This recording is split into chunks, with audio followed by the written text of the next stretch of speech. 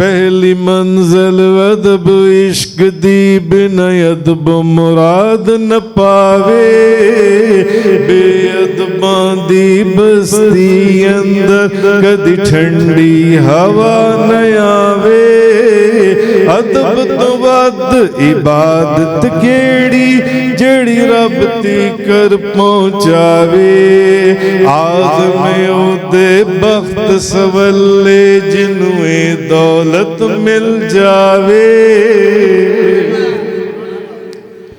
ادب کیا چیز ہے؟ آج آپ بعض آستانوں پر جائیں، آپ دیکھیں جا کر مرید پیر و مرشد نے اگر فرض کر لیں ٹوپی پہنی ہوئی ہے تو مرید نے سر کے اوپر بڑی سی پگڑی باندھی ہوئی ہے، بڑی سی پگڑی باندھی ہوئی ہے۔ اب تو طریقت نایاب ہو گئی، طریقت کے اصول نایاب ہو گئے، نایاب۔ اگر کسی نے طریقت سیکھنی ہے تو جن کی محفل میں بیٹھے ہوئے غوث اعظم شیخ عبد القادر جیلانی، ان کے مریدوں سے جا کر طریقت سیکھے، حضور غوث پاک سے اور ان کے مریدوں سے طریقت سیکھے۔ حضور غوث اعظم شیخ عبد القادر جیلانی رضی اللہ تعالی عنہ آپ بیان فرما رہے ہیں، حضور غوث اعظم آپ بیان فرما رہے ہیں، ممبر رسول پر بیٹھے، تمام مریدین بیان سن رہے ہیں، بیان سن رہے ہیں جو ان سے۔ اور ایک آپ کے مرید تھے شیخ حضرت ابو القاسم، شیخ عارف ابو القاسم محمد بن حمد جوہنی رحمۃ اللہ علیہ، وہ کہتی ہیں کہ میں حضور غوث اعظم کے یہ واقعہ میں نے اپنی آنکھوں سے دیکھا ہے۔ میں حضور غوث اعظم کی کرسی کے نیچے بیٹھا کرتا تھا، جس جگہ پر آپ بیان فرماتے تھے تو آپ کی کرسی مبارک کی دائیں اور بائیں کرسیوں کے اوپر کچھ ایسے بزرگ بیٹھے ہوتے تھے کہ جن کو دیکھ کر ہیبت طاری ہوتی تھی اور پتہ چلتا تھا کہ یہ وقت کے غوث اور کتب ہیں، یہ بہت بڑے زبردست بزرگ اور صاحب حال لوگ ہیں جن سے ہیں۔ تو وہ کہتے ہیں کہ ایک دفعہ حضور غوث اعظم بیان فرما رہے تھے جلال کے اندر، اور اس بیان میں گم تھے کہ آپ کی پگڑی مبارک کا ایک پیچ کھل گیا، ایک پیچ کھل گیا۔ فرماتے ہیں جتنے مریدین اس مجلس کے اندر لوگ بیٹھے ہوئے تھے، جیسے ہی ان کی نظر پڑی کہ غوث اعظم شیخ عبد القادر جیلانی رضی اللہ تعالیٰ عنہ آپ کی پگڑی مبارک کا ایک پیج کھل گیا، سب نے فوراً اپنی پگڑیاں اتار کر حضور غوث اعظم شیخ عبد القادر جیلانی کے قدموں کے اندر پھینک دی۔ کسی نے طریقت سیکھنی ہے تو غوث اعظم شیخ عبد القادر جیلانی اور ان کے مریدوں سے سیکھے۔ آج آپ کو اکثر جگہوں پر ایسے نظر آئے گا کہ پیر و مرشد ٹوپی میں بیٹھے ہوئے اور مرید جو ہے وہ بڑی سی پگڑی سر پر باندھ کے بیٹھا ہوا ہے۔ گو کہ شریعت میں اس کی کوئی ممانعت نہیں ہے، شریعت میں اس کی کوئی گرفت نہیں ہے، شریعت اس کی اجازت دیتی ہے، مگر بعض چیزیں جو اصول کے تحت ان روحانی خانوادوں میں طریقت میں سمجھی جاتی ہیں، وہ اگر کسی نے سیکھنی ہے تو صحابہ کرام سے سیکھے، صحابہ کرام سے سیکھے کہ جس جگہ سے گزرتے وقت نبی پاک صلی اللہ علیہ وسلم مسکراتے تھے، حضرت عثمان غنی اسی جگہ کے اوپر وہ بھی وہاں پر اکثر کھڑے ہو کر مسکرایا کرتے تھے۔ لوگ پوچھتے تھے کہ آپ یہاں پر مسکرا کیوں رہے ہیں؟ یہاں مسکرانے والی کون سی بات ہے؟ خود ہی اکیلے جب بھی آپ یہاں سے گزرتی ہیں یا بیٹھتی ہیں آ کر آپ ہنسنا، تو فرماتے تھے اصل میں نے نبی پاک صلی اللہ علیہ وسلم کو ایک دفعہ یہاں بیٹھ کر مسکراتے ہوئے دیکھا تھا، تو اب جب بھی میرا یہاں سے گزر ہوتا ہے میں بھی مسکرانے لگ جاتا ہوں، میں بھی ہنسنے لگ جاتا ہوں۔ تو وہ فرماتے ہیں کہ حضور غوث اعظم شیخ عبد القادر جیلانی رضی اللہ تعالی عنہ آپ بیان کے دوران آپ کی پگڑی کا ایک پیچ کھل گیا، ایک پیچ، جتنے مریدین تھے سب نے اپنی پگڑیاں اور عمامے اتار کر آپ کے قدموں میں پھینک دیے۔ اب جب بیان مکمل ہوا تو حضور غوث اعظم آپ نے اپنے انہی جو مرید ہیں ابو القاسم، آپ نے انہیں یہ فرمایا، شیخ عارف ابو القاسم محمد بن حمد جوہنی رحمۃ اللہ علیہ، آپ نے ان کو کہا کہ دیکھو بیان ختم ہو گیا، آپ نے فرمایا یہ جس کی پگڑی ہے سب کو اس کی پگڑی واپس دے دو۔ انہوں نے سب کو ان کی پگڑی واپس دے دی۔ جب سب کو پگڑیاں مل گئیں تو اب ان پگڑیوں کے اندر ایک دوپٹہ بھی پڑا ہوا تھا، ایک دوپٹہ پڑا ہوا تھا، کسی عورت کی چادر پڑی ہوئی تھی وہاں پر۔ حضور غوث اعظم نے شیخ عارف ابو القاسم ان کو فرمایا یہ مجھے دے دو۔ وہ دوپٹہ لے کر حضور غوث اعظم نے اپنے کندھے کے اوپر رکھ لیا۔ آپ کے وہ مرید وہ فرماتے ہیں کہ کسی اور نے تو اس بات کو نوٹس نہیں کیا، لیکن میں دیکھ رہا تھا کہ جیسی آپ نے وہ دوپٹہ اپنے کاندھے کے اوپر رکھا تو وہ غائب، وہ وہاں موجود ہی نہیں تھا۔ تو میں بہت حیران ہوا۔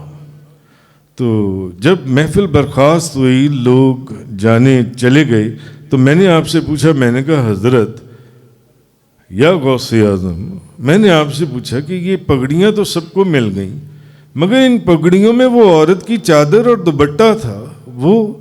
تو حضور غوث اعظم آپ مسکرائے، فرمایا اصل میں بات یہ کہ جب میری پگڑی کا پیچ کھلا اور سب لوگوں نے اپنی پگڑیاں اتار کر میرے قدموں میں پھینک دیں، تو اس وقت اصفہان کے اندر تمہاری ایک پیر بہن بھی ہمارا بیان سن رہی تھی۔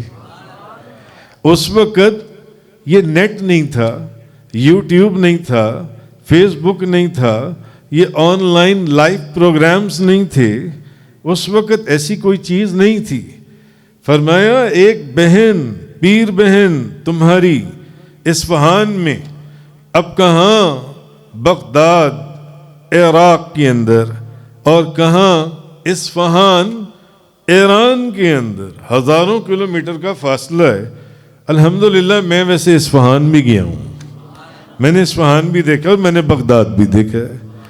تو آپ فرمانے لگے وہاں، تو میں نے اپنا وہ رومال، اس عورت کا وہ جو دوپٹہ تھا، جب وہ اس مجلس کو دیکھ رہی تھی اور میرا بیان سن رہی تھی، اس نے دیکھا کہ سارے پیر بھائیوں نے اپنی پگڑیاں اتار کے میرے قدموں میں پھینک دی ہیں۔ تو وہ اپنے گھر میں بیٹھی تھی، اس نے اپنا دوپٹہ اتار کر میرے قدموں میں پھینک دیا اصفہان سے۔ فرمایا جب میں نے اس کا دوپٹہ وہ چادر اپنے کندھے پر رکھی تو اس نے ہاتھ بڑھا کر وہ چادر اٹھا لی، اس نے ہاتھ بڑھا کر وہ چادر اٹھا لی۔ جن کے مریدوں کا یہ تصرف ہو، ان کا اپنا تصرف کیا ہوگا؟ جن کے مریدوں کا یہ تصرف ہو، ان کا اپنا تصرف کیا ہوگا؟ کہاں اصفہان، کہاں بغداد، اور بغداد میں غوث اعظم اپنے پیر و مرشد کے کاندھے سے اصفہان سے ہاتھ بڑھا کر وہ چادر اٹھا لی، تو وہ چادر غائب ہو گئی جو تمہیں نظر آ رہی تھی میرے کاندھے کے اوپر۔ مگر آج لوگ ان چیزوں کا انکار کرتے ہیں، لوگ ان چیزوں کا مذاق اڑاتے ہیں، لوگ یہ پرانی باتیں ہیں، یہ پرانی باتیں، لوگ مذاق اڑاتے ہیں، لوگ ان چیزوں کے اوپر یقین، جو اہل محبت ہیں، اہل یقین ہیں، اہل اعتماد ہیں، اہل ایمان ہیں، ایمان والوں کو اللہ نے یہ برکت دی ہے، وہ ان چیزوں کا یقین کرتے ہیں، کیونکہ انہوں نے قرآن کو بڑے غور سے پڑھا ہے، انہوں نے حدیثوں کو بھی بڑے غور سے پڑھا ہے کہ جی یہ کیسے ہو سکتا ہے اصفہان سے کوئی بندہ ہاتھ بڑھا کر۔ جی کہنے کا مقصد یہ ہے کہ آج ہم پہلے لوگ ایک مرزے کو رویا کرتے تھے، اب لوگ دوسرے مرزے کو بھی رو رہے ہیں، تو اس طرح کا کوئی مرزا بھی اس طرح کی باتیں اٹھا کر اچھالنا شروع کر دیتا ہے اور قرآن اور حدیث کا مذاق اڑاتا ہے، قرآن اور حدیث کا مذاق اڑاتا ہے کہ یہ بابے، یہ بابوں کی، یہ صرف ایم فضول کتابوں کی کہانی ہے، معاذ اللہ استغفر اللہ من ذالک۔ کہنے کی بات یہ کہ یہ لوگ مذاق اڑا، وہ ان چیزوں کا یقین نہیں کرتے، مانتے نہیں ہیں جون سے۔ مگر آپ مجھے ایک بات بتائیے، آپ قرآن میں دیکھ لیں، قرآن میں آصف بن برخیہ کا واقعہ آپ دیکھ لیجئے قرآن کے اندر، کہ یہ وہ جگہ ہے آصف بن برخیہ جہاں بہت طاقتور اور ہیبت ناک جنات بھی جواب دے جائیں۔ یہ وہ جن تھا ذکوان جس نے جو پہاڑوں کو اٹھا لیتا تھا، اتنی طاقت، قرآن بیان کرنا ہے نا، سارا بیان جو ان سے ہے.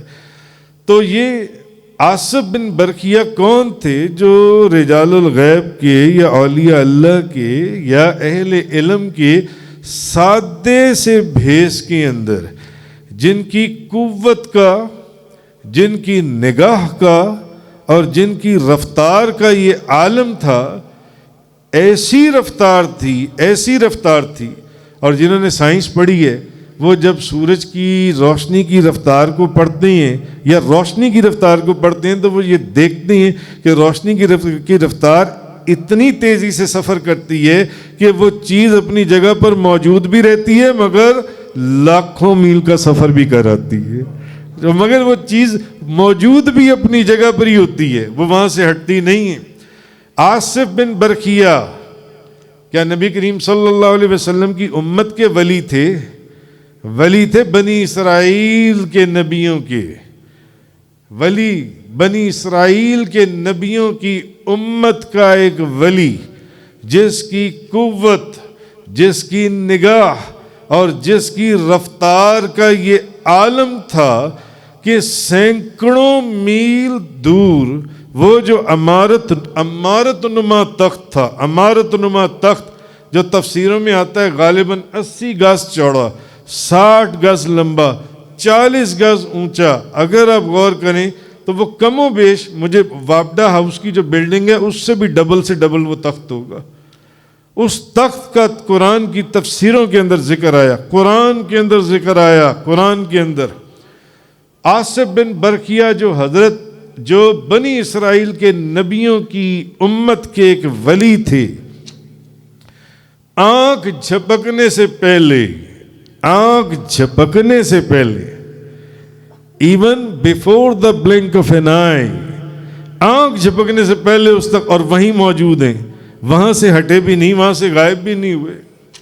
لا کر اس تخت کو حضرت سلیمان علیہ السلام کے پاس رکھ دیا تاکہ جب بلقیس حضرت سلیمان علیہ السلام کے دربار سے تھوڑی سی دور رہ گئی تو حضرت سلیمان علیہ السلام نے اس کی عقل اور دانائی کا امتحان لینے کے لیے کہ وہ اپنا تخت پہچانتی ہے یا نہیں پہچانتی، تو آپ نے درباریوں سے پوچھا کہ بتاؤ ابلیس کا جو تخت ہے وہ کون لے کر یہاں پر آ سکتا ہے اس کے اندر آنے سے پہلے.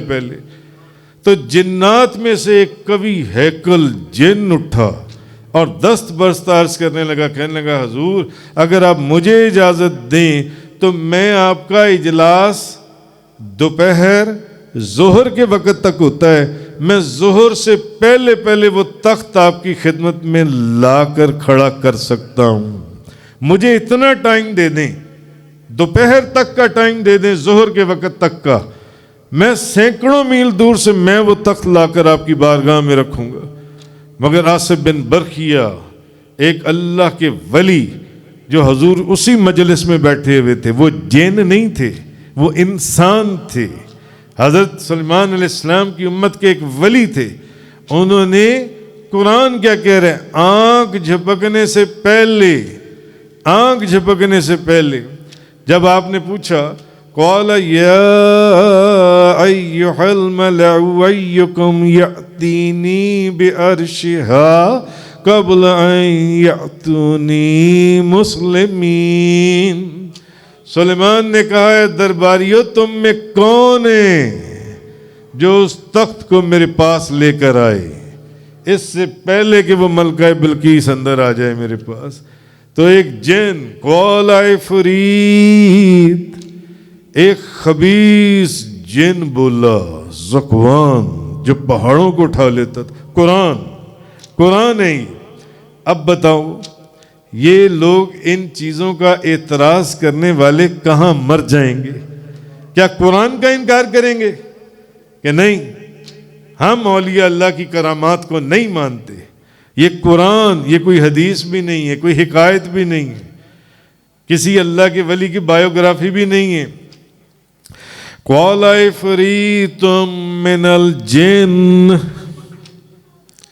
ایک خبیث جن بولا انا آتیک بہ قبل ان تقوم من مقامک، کہ حضرت میں وہ تخت آپ کے پاس حاضر کروں گا اس سے قبل کہ اجلاس برخاست ہو جائے، بے شک میں بہت قوت والا، یعنی اتنا بڑی عمارت کو میں بہت قوت والا، قرآن کہہ رہا ہے، وہ جن کہہ رہا ہے، میں وہ تخت لے کر آؤں گا اور میں بہت امانت دار ہوں، کیونکہ وہ پورا تخت سونے اور ہیرے اور جواہرات سے مرصع تھا، اس سے بنا۔ میں امانت دار ہوں، میں بے ایمان نہیں ہوں، میں اس تخت کو آپ کے پاس لے کر آؤں گا، میں اس کو لے کر آؤں گا جون سے آپ کے پاس، مگر قال الذی عنده علم من الکتاب، اب اس شخص نے عرض کیا، ایک آدمی بیٹھا ہوا تھا، اس نے کہا جس کے پاس کتاب کا علم تھا، کتاب کا علم، بھئی وہاں زبور تھی یا تورات تھی، تو یہاں کیا ہے؟ یہاں قرآن ہے، وہ ایک نبی کے اوپر، تو یہ سارے نبیوں کے سردار جن پر قرآن نازل ہوا۔ اس نے کہا میں، جس کے پاس کتاب کا علم تھا، اس نے کہا میں لاؤں گا، انا آتیک بہ قبل ان یرتد الیک طرفک، حضور میں لاؤں گا اس سے پہلے کہ آنکھ جھپکی جائے۔ یعنی ایک بندہ آنکھ، یہ آنکھ جھپکی، اب جب آپ آنکھ کھولیں گے تو وہ تخت آپ کے سامنے موجود ہوگا۔ نہیں، ایسے نہیں، آپ آنکھ جھپکیں گے بھی نہیں، آپ کی آنکھ جھپکنے سے پہلے، آنکھ جھپکنے سے پہلے، یہ جس طرح آپ مجھ سے بات کر رہے ہیں نا، ابھی آپ آنکھ جھپکیں گے بھی نہیں، وہ تخت آپ کے سامنے موجود ہوگا۔ اور تخت پر سامنے موجود تھا، تخت سامنے موجود تھا، میرے حضور قبلہ و کعبہ، عالم علمی فاضل لزئی، عاشق غوث الورا، فنا فی المصطفیٰ، حضرت علامہ مولانا حاجی محمد یوسف علی نگینہ رحمت اللہ علیہ، آپ فرماتے ہیں اکھ جھمکن بیلا لے آمن بلکیس دا تخت سبا وچوں، اکھ جھمکن بیلا لے آمن بلکیس دا تخت سبا وچوں، اے رب نے طاقت بخشی اے نبیاں دے درد فقیرانوں، اے رب نے طاقت بخشی اے نبیاں دے درد فقیرانوں، رب پاک نے ساڈی بخشش لئی قرآن وچ وعدہ کیتا اے، رب پاک نے ساڈی بخشش لئی قرآن وچ وعدہ کیتا اے، میرے یار دے در تے آ جاؤ میں بخش دیاں تقصیرانوں، وَلَوْ أَنَّهُمْ إِذْ ظَلَمُوا أَنفُسَهُمْ جَاءُوا، آہا مولانا رومی نے ویکھو وچ مثنوی دے فرمایا ہے، ولی رب دے واپس کر دین دے تقدیر دے چلیاں تیرانوں، آہا والفجر پیشانی یار دیے، والشمس ہے مکھڑا سونے دا، اے سورج چاند دیندا اے، یوسف جے بدر منیرانو، پوچھ اہل ذکر فقیرانو، پوچھ سچیاں سچیاں پیرانو، راسدی دس دینے نالے دین دین بدل تقدیرانو۔ بھئی غوث اعظم شیخ عبد القادر جیلانی، آپ تو اس نبی کی امت کے ولی نہیں، ولیوں کے سلطان ہیں، اور جن کو یہ وہاں سے آرڈر ہوا کہہ دو قدمی حاضی علی رکبتی کل ولی اللہ، میرا یہ قدم ہر غوث کتب ابدال کلندر کی گردن کے اوپر ہے۔ آپ تو اس نبی کی امت کے ولی اور ولیوں کے بادشاہ ہیں، ہاں یہاں پر آپ کے مریدوں میں ایک پیر بہن اصفہان سے ہاتھ بڑھا کر اس کو اٹھا لیں. نہیں جی، یہ کیسے ہو سکتا ہے؟ کہانیاں، یہ کہانیاں ہیں. یہ جب میں نے قرآن کا واقعہ بیان کیا، یہ کہانی ہے. یہ کہنے والا بندہ ہی کافر ہو جائے گا، کافر ہو جائے گا کہنے والا بندہ جو ان سے. حضور غوث اعظم شیخ عبد القادر جیلانی بیان کر رہے ہیں، مجلس میں سب پیر بھائی بیٹھے ہوئے ہیں. ایک بندہ، اس کو ایک دم بیت الخلاء میں بول و براز، اس کو پیشاب کی سخت پخانے کی حاجت ہوئی، سخت حاجت. اور ازدحام اتنا، دنیا، آپ نے بیانات، آپ نے کتابوں میں پڑھا ہے کہ آپ کا بیان سننے والوں میں 1,00,000 لوگوں کا اجتماع ہوتا تھا بغداد میں، ایک. اور آپ کی سب سے بڑی کرامت یہ تھی کہ جو سب سے نزدیک بندہ آپ کی آواز جیسے سنتا تھا، وہ سب سے آخری بندہ بھی آپ کی آواز ویسے ہی سنتا تھا.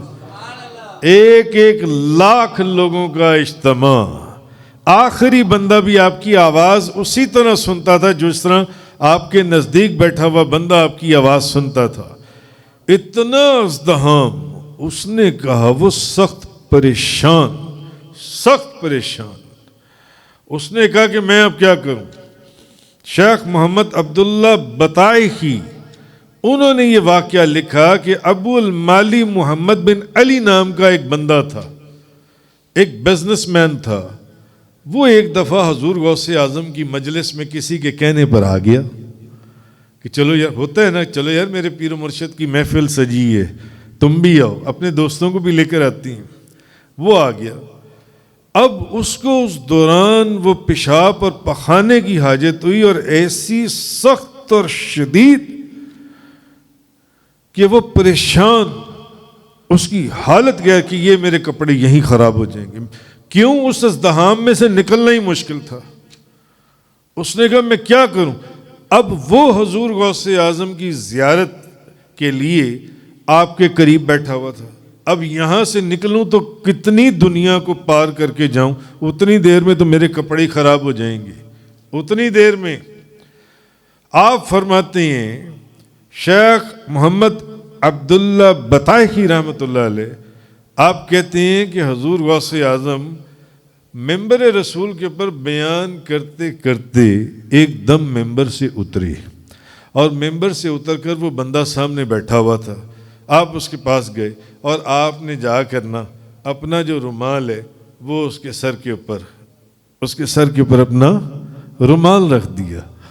وہ بندہ کہتا ہے جب آپ نے اپنا رومال میرے سر پر رکھا نا حضور غوث اعظم شیخ عبد القادر جیلانی نے، تو جیسے ہی آپ نے اپنا رومال میرے سر کے اوپر رکھا، میں نے دیکھا کہ میں ایک جنگل کے اندر ہوں. جنگل کے اندر ایک باغ ہے. اس باغ کے اندر مجھے ایک جگہ مل گئی. میں فوراً اپنی قضائے حاجت سے فارغ ہوا. پاس ہی قضائے حاجت سے فارغ ہونے سے پہلے میرے پاس چابیوں کا ایک گچھا میرے ہاتھ میں تھا.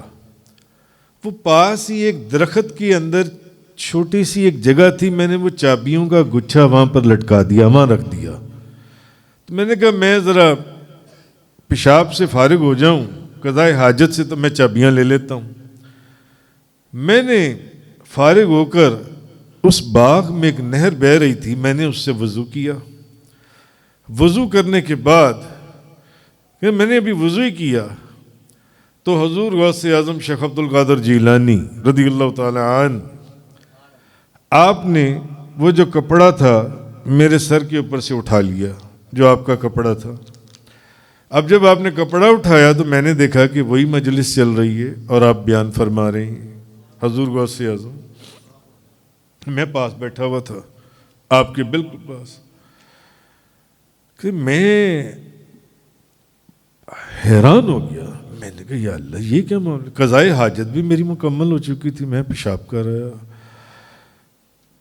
کہنے لگا کہیں میں نے خواب تو نہیں دیکھا. کہنے لگا میں نے اپنے کپڑے دیکھے تو سارے گیلے، داڑھی میں سے پانی بہہ رہا تھا. کپڑے میرے گیلے، سب پانی اعضاء کے اوپر. تو میں پریشان، میں نے کہا چلو کر لیا. اب مجھے یاد آیا کہ جہاں جو باغ تھا وہاں ایک درخت کے اندر میں نے اپنی چابیاں رکھی تھیں، اور چابیاں تو میں نے اٹھائی نہیں وہاں سے. خیر، وہ کہنے لگا کہ میں نے کیا کہتی ہیں کچھ، میں مجلس برخاست ہوئی، دعا ہوئی، میں چلا گیا. مرید نہیں تھا، کوئی تاجر تھا، بزنس مین تھا جو آیا تھا آپ کی زیارت کے لیے کسی کے کہنے پر. کہنے لگا میں چلا گیا. تو 15-20 دن کے بعد ایک قافلے تجارت کے ساتھ مجھے عجم کی طرف جانا پڑا. تو راستے میں ایک جنگل آیا، میں نے دیکھا تو میں نے کہا یار یہ تو وہی جنگل نہیں ہے وہ جہاں میں، اس تو جنگل وہی ہے. اسی جنگل میں مجھے وہ باغ نظر آیا، جس باغ کے اندر وہ نہر بہہ رہی تھی جہاں میں نے وضو کیا تھا. مجھے اپنی چابیاں یاد آئیں. میں نے کہا وہ تو نہر کے پاس ایک درخت تھا، میں پہچان لوں گا. اس نے وہ درخت تلاش کیا تو اس کو وہ درخت مل گیا، اس میں چابیاں پڑی ہوئی تھیں. تو میں نے وہ چابیاں لے لیں، میں نے وہ چابیاں اٹھا لیں. کہنے کا مقصد یہ ہے کہ اب یہ واقعہ سننے والے پھر اعتراض کریں گے تو پھر حضرت آصف بن برقیہ کا واقعہ جو قرآن میں بیان ہوا ہے، بھائی اگر وہ وہاں سے سینکڑوں میل دور سے حضرت سلیمان علیہ السلام کی امت کا ایک ولی اتنا بڑا تخت آنکھ جھپکنے سے پہلے لا کر آپ کے سامنے رکھ سکتا ہے، تو غوث اعظم شیخ عبد القادر جیلانی تو نبیوں کے سردار کی امت کے ولیوں کے سردار ہیں. کیا آپ اپنے مرید کو سینکڑوں میل دور کہیں دور نہیں پہنچا سکتے؟ ہاتھ آگے بڑھا کر قرآن کی مثال میں نے آپ کو دی ہے. اگر اس کا انکار کرو گے تو پھر آصف بن برقیہ والے واقعے کا بھی انکار کر دو.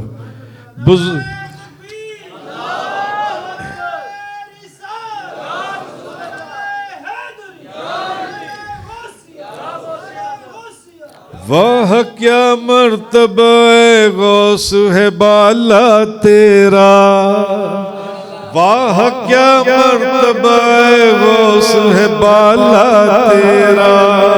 اونچوں اونچوں کے سروں سے قدم اعلیٰ تیرا، اونچے اونچوں کے سروں سے قدم اعلیٰ تیرا.